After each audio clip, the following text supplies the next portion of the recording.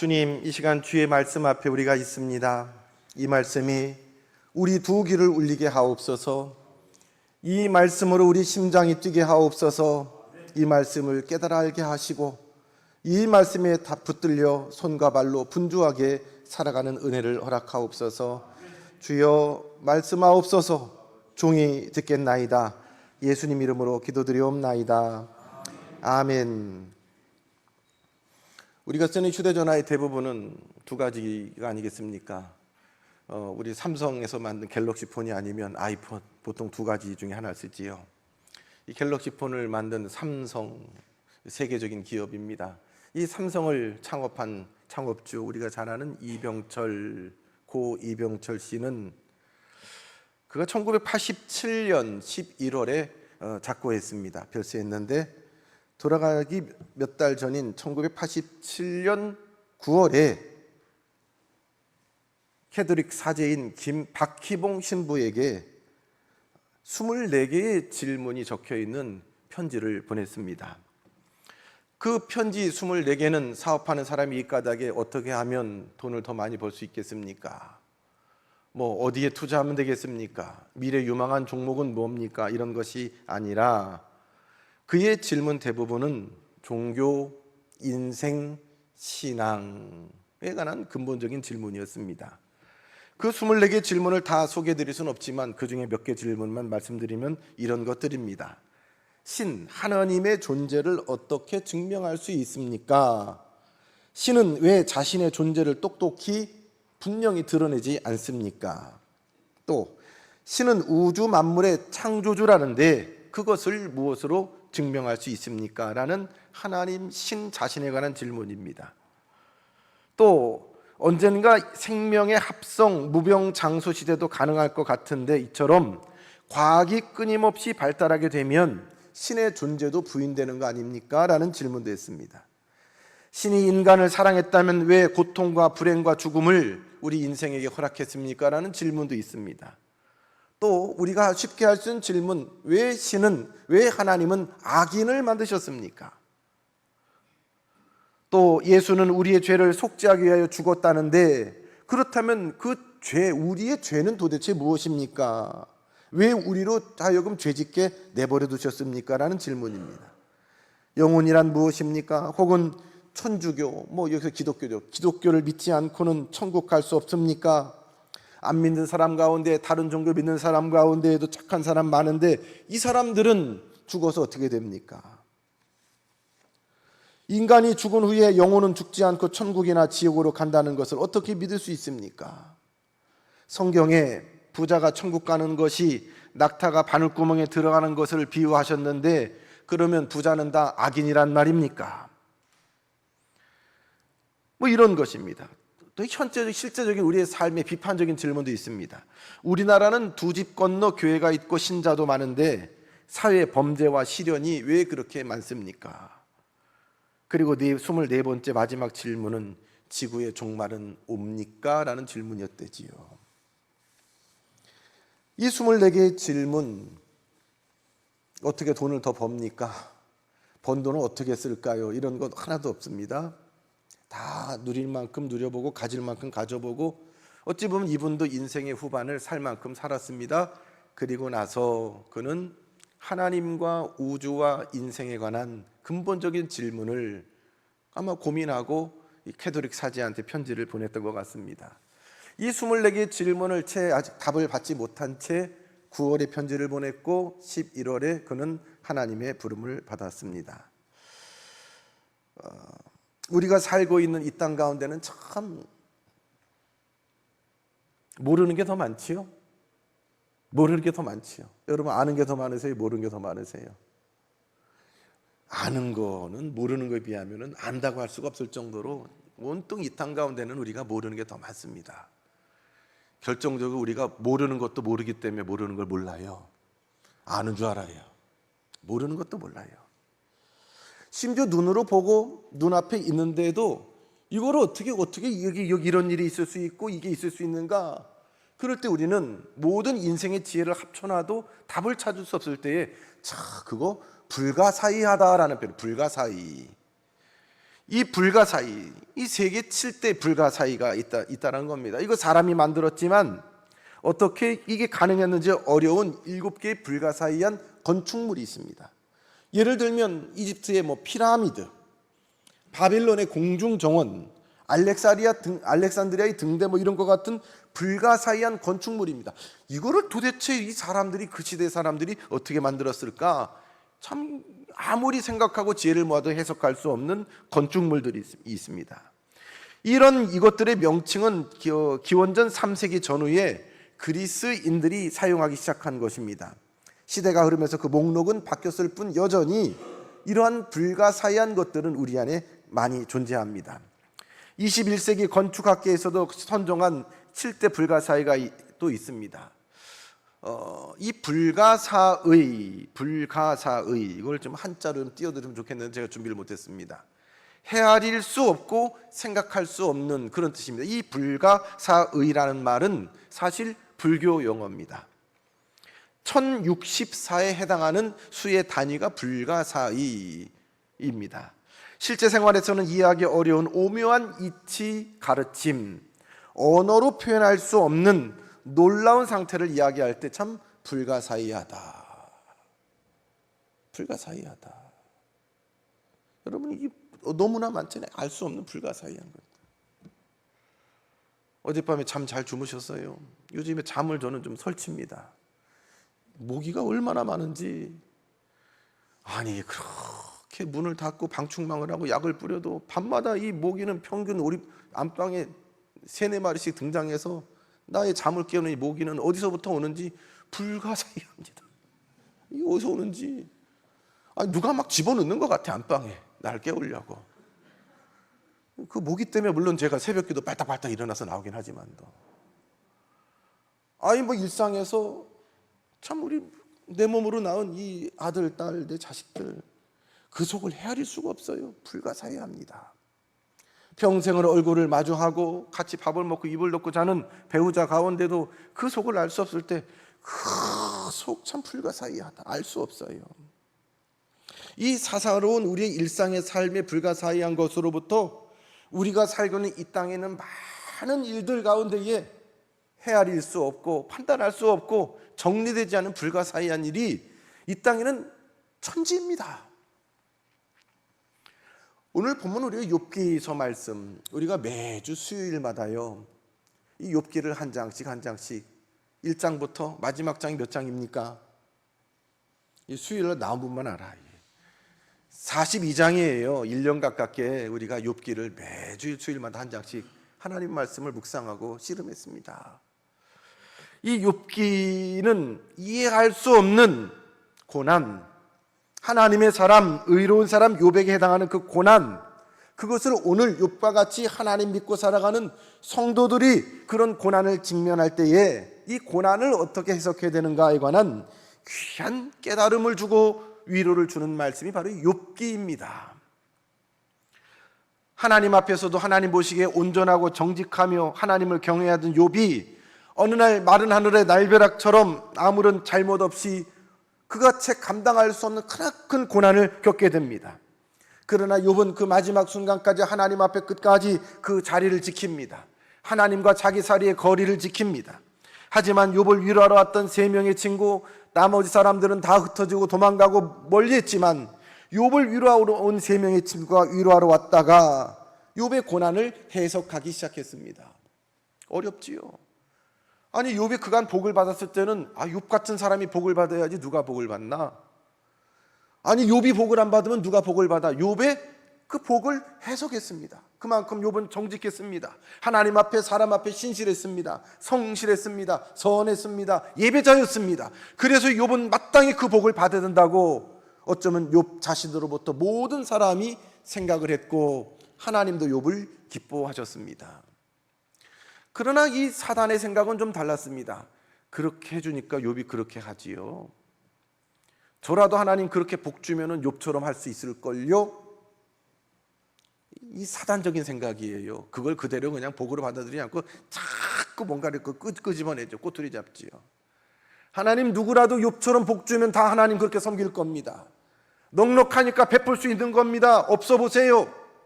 힘들어 보세요. 고난을 줘 보세요. 그래도 하나님이 자꾸 욥을 예배할지.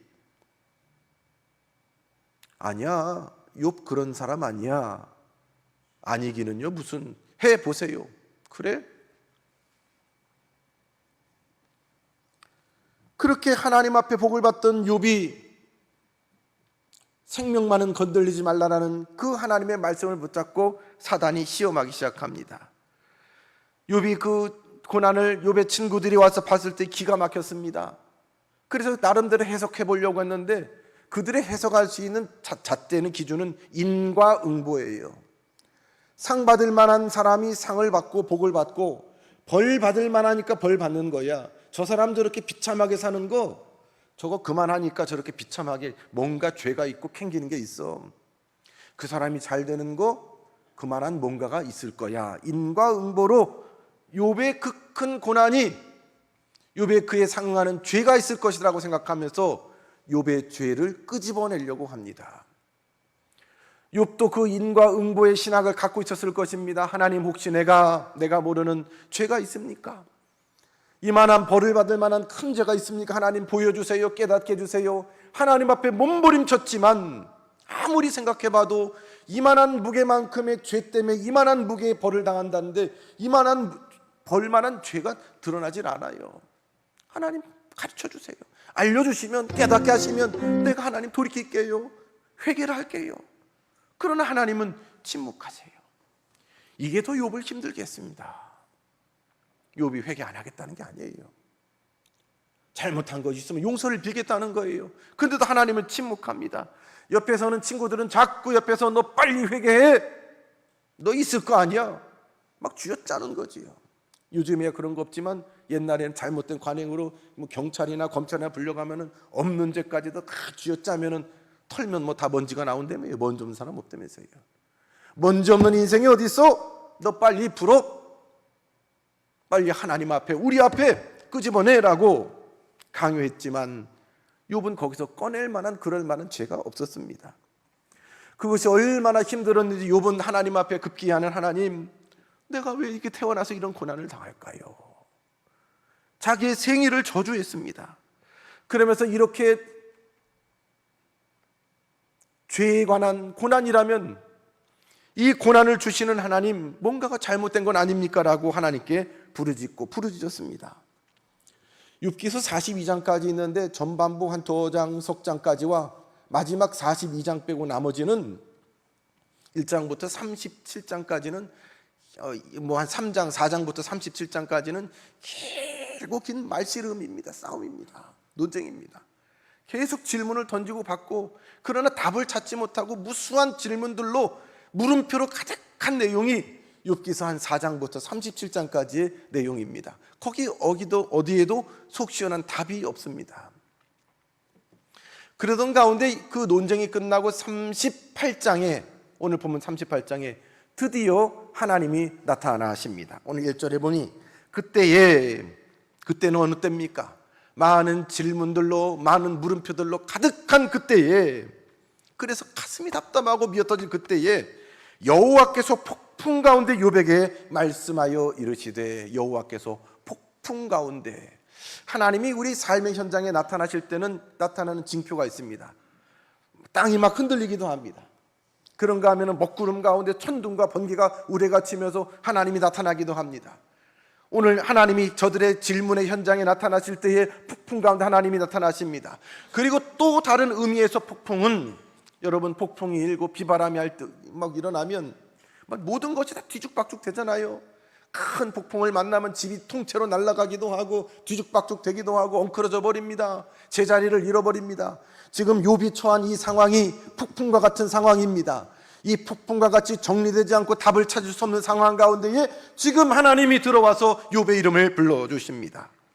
그리고 하나님이 말씀하시는데, 하나님의 말씀은 뜻밖의 말씀입니다. 2절 말씀에 보니 무지한 말로 생각을 어둡게 하는 자가 누구냐. 무지한 말로, 뭘 알지도 못하면서 생각을, 옛날 성경 번역에는 이치를 이렇게 씁니다. 하나님의 섭리, 하나님의 생각, 하나님의 이치, 하나님의 계획, 하나님의 하실 섭리들을 무지한 말로 알지도 못하면서 이러쿵 저러쿵 하나님이 어떻고 어떻고 하는 사람, 너희 누구야? 오늘 우리들에게 하시는 말씀 같습니다. 성경 좀 읽었다고, 기도 좀 했다고, 신학 좀 책 좀 몇 권 읽었다고 하나님이 어떻고 저렇고 하는 말의 잔치로 난무한, 뒷짐지고서 손과 발은 게으른 채 입만 말의 잔치로 난무한 성도와 교회를 향해서 무지한 말로 하나님의 생각을, 하나님의 이치를, 하나님의 섭리를 어둡게 하는 자가 누구냐라고 하나님은 책망하듯 첫 번째 말씀을 드십니다. 그리고 3절에 보면 너는 대장부 같이 허리를 묶고 내가 네게 묻는 것을 대답할지니라. 너는 내게 대장부처럼, 여기서 뭐 남녀 차별하는 그게 아니에요. 전쟁터 나가는 장부처럼, 사나이처럼 똑 내 앞에 서서 허리를 묶고 적당히 피하고 얼버무릴 생각하지 말고 책임감 있게 내가 묻는 말에 너는 지금부터 대답해 라고 하나님 앞에 알 수 없는 많은 말로 질문했던 인생들을, 욥을 하나님이 앞에 딱 세우십니다. 시원하게 그 모든 질문에 관한 답을 주실 법도 한데 38장으로부터 41장까지 하나님은 무수히 많은 질문의 폭풍을 욥에게, 그리고 오늘 인생들에게 던지십니다. 하나님의 질문들은 어떤 질문들입니까? 하나님이 태초에 세상을 창조하신 그 창조에 관하여, 창조의 질서와 창조 세계의 그 웅장함에 대하여, 하늘의 신비로운 현상에 대하여, 그리고 그 창조 세계 안에 살아가는 모든 피조물들, 동물들, 짐승들을 관한 질문들이었습니다. 그 하나님께서 하시는 질문들은 이렇게 끝납니다. 그거 네가 알아? 아느냐? 네가 할 수 있는, 너 할 줄 알아? 이 많은 질문들 앞에 욥은 대답할 수 있는 것이 딱 두 마디였습니다. 너 그거 알아? 뭐라고 대답해요? 몰라요. 너 그거 네가 할 수 있어? 못해요. 그 많은 질문 어떤 것도 시원하게 하나님 앞에 대답하는 것 없이 몰라요, 못해요. 그리고 나서 욥은 하나님의 질문이 끝난 후에 그는 고백합니다. 내가 무지한 말로 하나님 앞에 이치를, 하나님의 뜻을 어지럽혔던 자입니다. 나는 깨닫지도 못한 일을 말하였고 스스로 알 수도 없고 헤아리기 어려운 일을 말하였습니다 라고 고백합니다. 우리는 많은 질문을 가지고 살아갑니다. 여러분, 어릴 때요, 많이 어릴 때, 이 자리에 계신 분 보니까 대부분 초등학교 나온 분은 별로 없고 국민학교도 나오신 것 같아요. 그렇죠? 국민학교 다닐 때 한 번쯤 우리 그런 그림 그려보지 않았습니까? 선생님이 앞으로 우리가 살아갈 미래에 관한 그림을 도화지 한번 그려보라. 지금 우리 2024년을 사는데 저는 1970년대 80년대에 70년대 초등학교 국민학교를 다녔습니다. 서기 2000년에 생길 일을 한번 그려보아라. 여러분, 도화지에다가 무슨 그림을 그리셨어요? 기억이 안 나십니까? 앞으로 2000년이 되면, 옛날에 그런 노래도 있었어요. 뭐 서기 2000년이 되면 모두가 행복한 하루, 뭐 그러면서 그런 노래가 있었는데, 앞으로 2000년이 넘으면은 뭐가 될까? 뭐 보통 가는 것이 뭐 우주선을 타고 달나라에 뭐 소풍을 가고, 집들이 막 하늘을 막 날아다녀요. 이삿짐 쌀 거 없어요. 집차 날아가면 돼요, 가고 싶은 대로. 그리고 뭐 학교도 갈 필요 없어요. 모니터 하나 놓고 선생님이 가르치면은 거기서 그냥 집에 앉아가지고 수업을 하고. 어떤 것들은 이미 2024년 우리의 삶 가운데 성취된 것들이 이미 많이 있습니다, 실제로. 그러면서 그것들을 색칠해 나갈 때 여러분, 그 색은 굉장히 밝은 빛으로, 원색으로 아름답게 색칠을 했습니다. 혹 만에 하나, 10명에 하나, 100명에 하나라도 이런 친구 있을까요? 아니에요. 앞으로 인류는 멸망할 것입니다. 사람들이 더 악해질 것입니다. 사람들 머리에 뿔이 나고 표정은 어둡고 자살하는 사람이 늘어날 것이고 파산하는, 파괴되는 가정이 많아질 것이고, 인류와 인류들은 서로 백성과 백성, 민족과 민족이 전쟁을 해서 핵전쟁이 일어나서 인류가 다 공멸할 것입니다. 저는 한 명도 제 친구들한테 그런 그린 친구를 본 적이 없어요. 막연하게 좋아지겠지, 사는 게 나아지겠지, 또 인생에 관한 기대입니다. 사람들이 이제 많이 배우고 많이 성숙해지면 우리 세상도 좋아져서 사람들이 다 천사 같은 사람이 되어서 온 인류가 천사 같은 인류 공동체가 되어서 어쩌면 우리가 그렇게 바라는 천국 가지 않아도 천국과 같은 삶이 이 땅에서 이어질지도 몰라라고 우리는 낙관했었더랬습니다.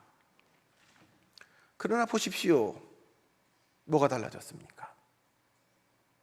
뭐가 좋아졌습니까?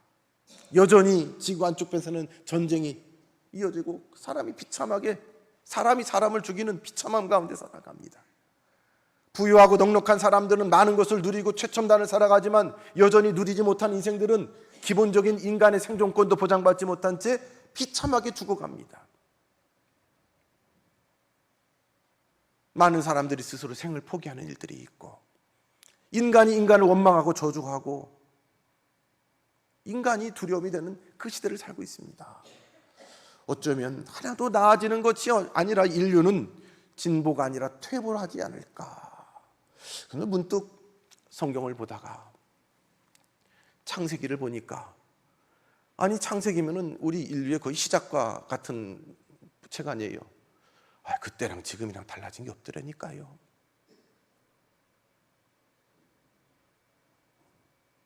거기에도 동성애가 나오고요.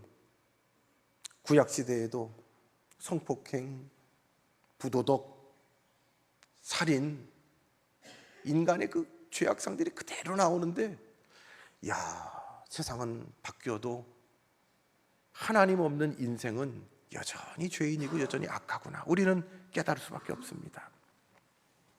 하나님은 욥에게 시원하게 너 이래서 고난받았어라고 답을 주시지 않고 오히려 많은 질문을 주십니다.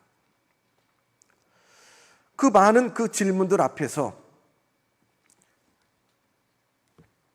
욥의 견해나 지혜를 듣기 위한 질문이 아니라 하나님 당신의 위대한 지혜와 능력을 확인하고 강조하기 위해 던져진 질문들이었습니다.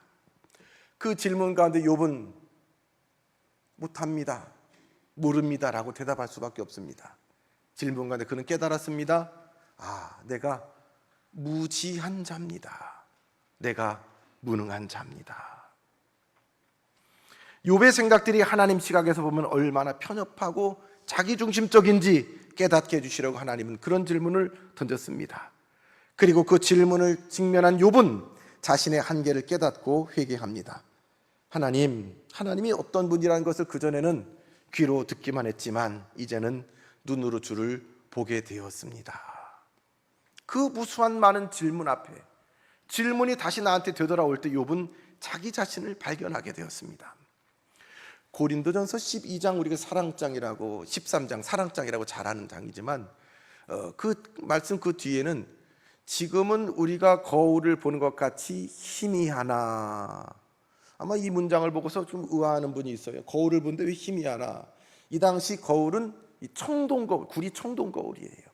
그래서 얼추 우리의 모습을 비춰볼 수 있습니다만 지금처럼 딱 떨어지게 윤곽이 나오는 그런 거울이 아니에요. 그래서 거울을 보기는 보는데 얼추 보이지만 이 눈가에 묻은 이 눈곱이나 뭐는 잘 안 보이는 거예요. 희미한 거울이에요. 지금은 우리가 거울을 보는 것처럼 희미하지만 그때 우리가 주님을 볼 때는 얼굴과 얼굴을 대하여 마주한다라는 표현이 나와요.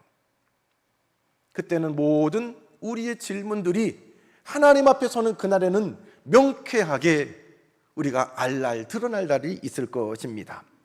오늘 말씀을 통해서 우리가 귀한 몇 가지 깨달음을 얻을 수 있습니다. 먼저 전능하신 하나님은 우리를 찾아오시는 하나님이십니다.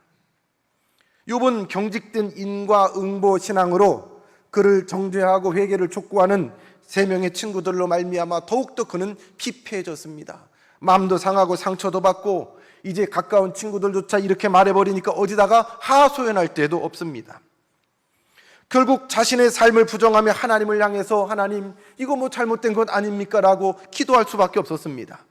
그럼에도 불구하고 하나님은 그 욥을 찾아와서 만나주셨다라는 것입니다. 내 앞에 서라 라고 말씀하신 하나님은 그 앞에 하나님 당신이 서시겠다는 말씀이기도 하는 것입니다.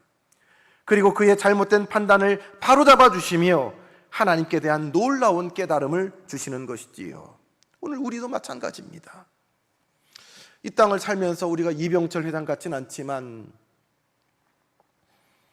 이러한 질문들을 가지고서 우리가 이 땅을 산다면, 그리고 또 하나님 앞에 서게 된다면 그 질문에 관한 명확하게 밝혀주시는 하나님의 응답을 듣고 우리는 그 질문을 가지고 천국 가서도 하나님 앞에 큰 은혜를 받을 거라는 생각을 해봅니다. 우리는 이해할 수 없는 고난과 시련에 직면하게 될 때 하나님을 향해 불평하기도 하고 원망도 하지요. 때로는 하나님이 정말 계신가 의심하기도 합니다. 욥의 탄식과 질문에 응답하기 위해 하나님께서 욥의 고난의 자리, 그 질문으로 가득한 자리에 찾아오셨던 것처럼 우리의 알 수 없는 삶의 자리에 불평과 원망이 가득한 자리 가운데 하나님은 모른 척 하시는 것이 아니라 찾아오신다라는 것입니다. 우리를 찾아오시는 하나님은 우리의 눈을 열어주시는 분입니다. 눈을 열어서 하나님 당신의 하시는 그 지식을, 이치를, 섭리를 보여주십니다. 하나님은 욥에게 계속 질문 공세를 하며 욥으로 하여금 내가 얼마나 무지한 자인지 무능한 자인지 깨닫게 해주셨습니다. 그 질문을 통해서 욥 자신을 다시 되돌아보게 했습니다. 그러면서 그가 알고 그가 생각했던 그 세계에 넘어서 하나님의 놀라운 크고 원대한 하나님의 뜻과 계획으로 그의 마음과 그의 눈과 그의 시야를 확장시켜 주셨습니다. 하나님을 아는 지식, 하나님이 하실 크고 놀라운 일을 밝히 보여주었습니다. 그로 말미암아 그 놀라운 하나님 계획 안에 욥 자신이 어디에 있는지 그는 발견하게 되지요. 마찬가지로 하나님은 시련과 고난을 통하여 우리의 한계와 무지를 깨우쳐 주시는 것입니다. 그리고 우리의 욕심과 이 땅의 것들에 매워서 살아가는, 아웅다웅 살아가는 것이 아니라 우리의 눈을 열어 이 땅에서의 백성이 아니라 영원한 하나님 나라의 더 큰 백성으로 우리의 눈을 열어 더 넓은 세계, 영원한 하나님 나라와 그분의 신비로운 섭리를 바라보며 살아가게 하는 것입니다. 이 땅에 살면서 우리가 이해하기 어려운 일을 당하게 될 때에 내 경험, 내 생각, 자기중심적인 시야에 갇혀서 억울함과 불평과 불만을 토해내며 거기 매몰되며 끝나는 인생 아니라 그 모든 것을 변화시킬 수 있는 하나님을 더욱더 신뢰하실 수 있길 주님의 이름으로 축원합니다. 하나님께서 열어가실 놀라운 섭리를 기대하며 살아가는 성도 되길 주님의 이름으로 축원합니다. 욥기에는 욥이 이렇게 고난당하는데 고난 왜 받아야 하는지에 관한 질문에 하나님의 직접적인 대답 나오지 않습니다. 물론 욥기서 1장과 2장에 하나님의 허락하심을 따라 간사한 사탄이 욥의 고난을 통하여 시험했다라는 것을 언급하고 있지만 욥의 고난 가운데에 하나님을 향하여 불공정에 호소하며 왜 내가 고난받아야 하는지에 관한 그 질문에 하나님께서 직접적으로 이거다라고 주신 것은 없습니다. 우리는 참 질문하면서 그걸 궁금한 걸 못 참지요. 옆에 있는 사람한테도 그거 알아? 라고 물어보기도 하지만, 아니면 그냥 쉽게는 손에 있는 휴대폰으로 네이버에 들어가서 바로 검색을 하면 시원하게 나옵니다. 요즘은 AI라는 것이 또 발전되어 가지고 거기다 질문하면 참 얼마나 똑똑한지 우리가 가진 모든 정보가 그 안에 있어서 인공지능이 우리를 탁 대답을 합니다. 호기심 때문에 어떤 때는 그 AI에 저도 공부하면서 좀 몇 가지 질문을 해본 적이 있습니다. 그런데 AI가 그렇게 말해요. 그건 저도 잘 모르겠습니다. 이래요. 그랬던가 그런 식으로 대답을 해요. 기껏 알 줄 알고 정보를 줄 줄 알았는데 그거는 저도 참 안타깝습니다. 이렇게 하든가 AI가요. 모르면 모른다고 그러지 안타깝대요. 그래가지고 그 다음에 제가 거기다 다시 또 질문창에 답을 이렇게 썼습니다. 에라이 이랬어요. AI라고 다 알겠어요. 모든 지혜와 지식은 하나님 외에는 그저 우리가 가지고 있는 제한적인 질문, 그것을 우리가 질문하고 우리가 누가 이렇게 대답한다고 해도 AI도요 그 제대로 된 정확한 답이 아니라 있는 데이터 가운데 꺼내주는 거기 때문에 잘못된 대답도 많아요. 어느 전문가가요 자기 분야의 것들을 AI한테 질문했더니만 엉뚱한 대답을 나오더래요. 그래서 그 전문가가, 그 박사님이 야 너 이렇게 했는데 이거 잘못된 거다. 그러니까 AI가 좀 솔직해요. 그거 제가 좀 더 공부하겠습니다 그러더래요.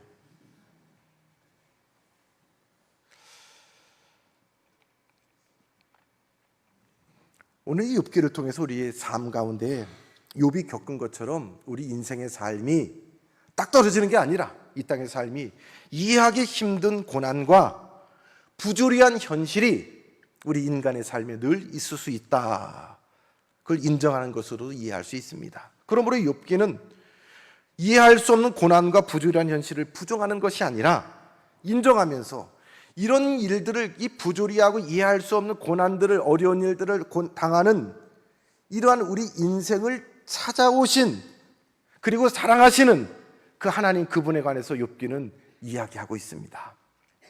이것을 통해 오늘날 고난과 고통스러운 현실 앞에 탄식하며 부르짖는 우리에게도 하나님은 여전히 자비로운 하나님으로 찾아오신다는 것을 우리는 깨달아 알 수가 있습니다. 하나님 우리를 깨달아 알게 하시는 분입니다. 아는 것이 중요합니다. 욥은 그 고난과 그걸 알았습니다. 제가 과거에 부교육자로 섬기던 교회 담임 목사님은 참 운동관에 볼링을 참 잘하시죠.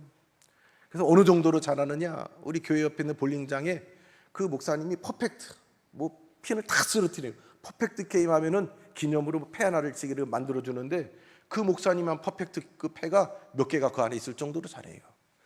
그래서 그 교회는 주종목이 볼링이에요. 담임 목사님 배 교역자 볼링 대회, 담임 목사님 배 교회학교 교사 볼링 대회, 권사 볼링 대회, 그런 게 있어요. 한 번은 목사님하고 같이 볼링을 치는데, 오늘 권사님이 볼링을 다 잘 쳐요. 거기 오신 분 다 치는데 스트라이크 코스로 제대로 다 들어가는가 했는데, 쌓였는데 이게 스트라이크가 안 되고 핀이 하나가 덜렁덜렁하다가 그냥 딱 쏘버렸어요. 그러니까 아깝다고 이러고, 그 다음에 그 남은 것도 쓰러뜨리는 거를 스페어 처리한다고 그러지요. 그 남은 하나를 쓰러뜨리려고 던졌는데, 그 근처로 잘 가다가 막 다 거의 근처 가가지고 옆에 또랑으로 확 빠져버렸어요. 그러니까 아깝다고 이러고 뒤돌아와서 보면은 그 응원한 사람들이 같이 아깝다고 이렇게 주먹으로 이렇게 인사도 하고 그러지요. 근데 그 다음에 이제 목사님이 7차례인데 공을 닦으면서 그 권사님 희끗 보더니 그래요. 언제는 잘했어. 언제는 잘했어 그래요. 저는 근데 그게 두고 지금까지도 한참 지난 일인데 마음에 남습니다. 그렇지. 우리가 언제는 잘했습니까? 원래부터 착한 사람입니까? 원래부터 의로운 사람입니까? 원래부터 능력 있는 사람입니까? 그걸 잊어서는 안 돼요. 원래는 죄인이었습니다. 놔두면 저 악의 구렁텅이까지 갈 수밖에 없는 연약한 인생이었습니다. 그러나 나의 지금 나된 것은 사도 바울의 고백처럼 하나님의 은혜입니다. 하나님의 은혜 말고는 해석할 방법이 없어요. 욥은 눈으로 하나님을 다시 더 확장해서 보면서 자기 자신을 발견합니다. 하나님의 은혜였습니다. 무수히 던져지는 그 많은 하나님의 질문 앞에 하나님의 마음이 느껴집니다. 하나님의 진심이 느껴집니다. 하나님이 하실 놀라운 섭리를 발견하고 더 큰 믿음이 생깁니다. 그래서 욥은 거기서 하나님을 찬송합니다. 오늘 우리의 삶에 펼쳐진 많은 질문들, 그 질문을 거꾸로 하나님이 우리에게 되돌려 던져주십니다. 그 가운데 그 질문하는 우리의 모습을 우리는 하나님 앞에서 되돌아볼 수가 있습니다. 그 질문 가운데 담긴 하나님의 마음을 느낄 수가 있습니다. 그리고 여기까지 그 크신 은혜로 사랑으로 붙들으신 하나님의 섭리가, 은혜가 장차로도 우리를 굳게 붙들 것이라는 믿음으로 우리는 또 이 질문을 안고 우리의 사명의 일을 가는 것입니다. 그 사명을 끝까지 주님 앞에 갈 때까지 감당하는 우리 모두 교회와 성도 되기를 주님의 이름으로 축원합니다. 전능하신 아버지 하나님, 우리의 삶에 빛으로 오셨습니다. 그리고 우리에게 은혜를 베풀어 주시고 우리 인생에 기쁨과 즐거움을 주시니 감사합니다. 주님, 우리가 날마다 하나님을 더 깊이 알아가기를 소원합니다. 우리를 향하신 하나님의 뜻과 계획 깨달아 알게 하시고 우리에게 맡긴 사명 감당하는 우리 교회와 성도 삼아 주옵소서. 예수님 이름으로 기도드리옵나이다. 아멘.